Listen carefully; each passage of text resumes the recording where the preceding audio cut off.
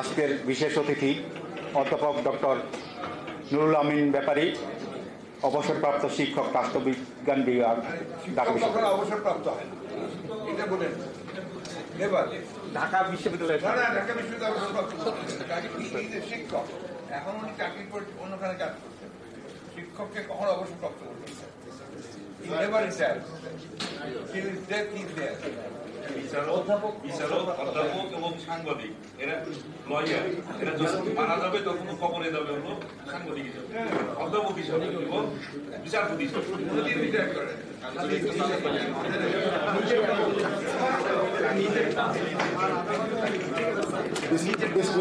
বিসমিল্লাহির রহমানির রহিম। আলোচনা সভার সম্মানিত সভাপতি,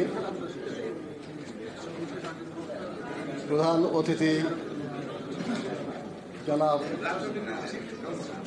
ফখরুল ইসলাম মির্জা, বিএনপির মহাসচিব, যার বক্তব্য শোনার জন্য আমরা সকলে এখানে বসে আছি। তার নামের পূর্বে আমি এবং অনেকেই আপনারা যেটা দিয়ে থাকেন, আমিও খুব অহংকার করে বলি, বাংলাদেশের রাজনীতিবিদদের যেটি নেই, যেটি নিয়ে আমার দেশের প্রধানমন্ত্রী অহংকার করতে পারে না, সেটি আমিও অনেক আলোচনা সভায় বলে থাকি, স্বচ্ছ সৎ রাজনীতিবিদ। এ বিষয়ে কিন্তু কেউ চ্যালেঞ্জও করেন না, কিছু বলার বিরুদ্ধে বলার সাহস থাকে। সততা যে একজন রাজনৈতিক ব্যক্তিত্বের কত প্রয়োজন, সেটি শিখিয়ে দিয়েছে শহীদ রাষ্ট্রপতি জিয়াউর রহমান।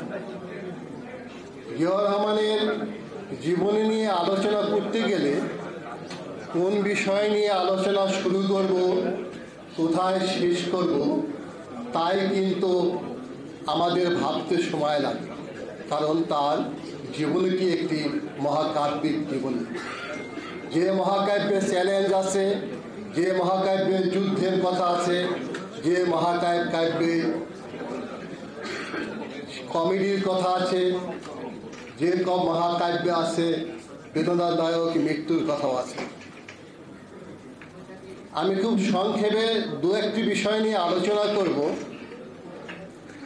জিয়াউর রহমানকে যদি একজন রাষ্ট্রনায়ক হিসেবে আমরা আলোচনা করি, তাহলে আমরা দেখতে পাব যে বাংলাদেশ নিয়ে তিনি কতটুকু চিন্তা করতেন।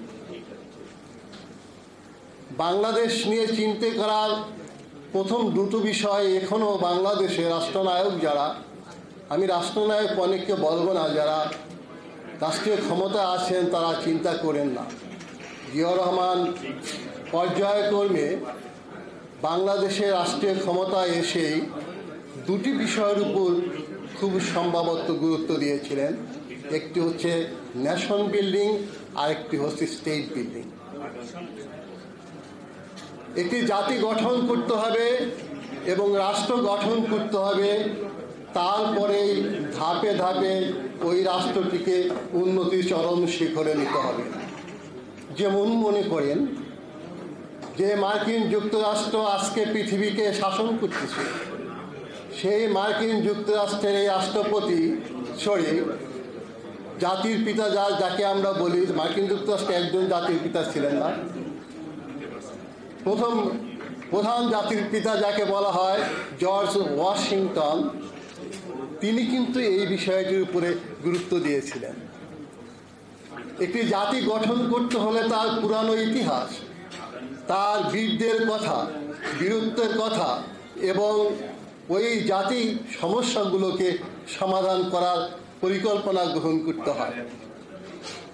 তেমনি রাষ্ট্রপতি জিয়াউর রহমান সাহেব দেখেন, সমস্ত নেতাকে সম্মান দেওয়ার জন্য তিনি কি করলেন, সবাইকে তিনি সম্মানের সুআসনে প্রতিষ্ঠিত করলেন।